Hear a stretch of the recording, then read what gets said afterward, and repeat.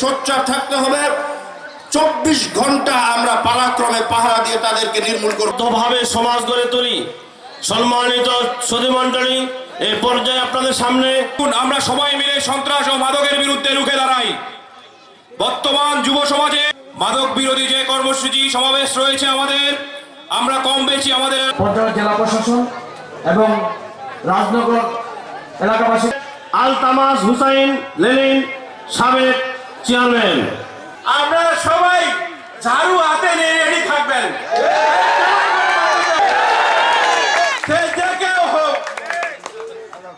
চলাফেরা করে আমরা মাথা নিচু করে হাঁটি, এই জায়গাটির পরিত্রাণ চাই। রাজনগরবাসী বেঁধেছে জোট, মাদক কাজ করে যাচ্ছি, কিন্তু আমাদের যে কাঙ্ক্ষিত সফলতা সমাজে তাদের সচেতন হতে হবে, এটা একটা বিষয়।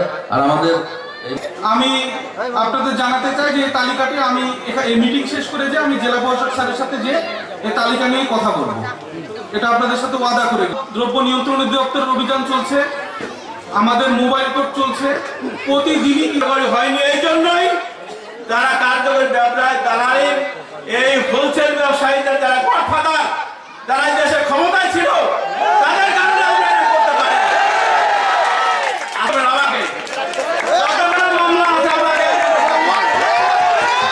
আমি সাক্ষী দিতে রাজি আছি। এটি প্রশাসন আমাদের কি সহযোগিতা নিতে চান, তারা দিক নির্দেশনা দিক, আমরা সেটি করব। অন্যথায় এখানকার তোমরা পরিহার করো যদি তোমরা সফল কাম হও। রাসূল আকরাম সাল্লাল্লাহু আলাইহি ওয়াসাল্লাম ইবনে মাজাহ একটি হাদিসের মধ্যে ইরশাদ করে, সুন্দর সংসার, তোমাদের ভ্রাতৃত্ববোধ, তোমাদের মূল্যবোধ, তোমাদের সামাজিক অবক্ষয় সৃষ্টি করে। সুতরাং মাদক এবং জুয়া এটা কখনোই কোনো কল্যাণকামী। এবং সম্মানিত ব্যক্তিবর্গ, আসসালামু আলাইকুম।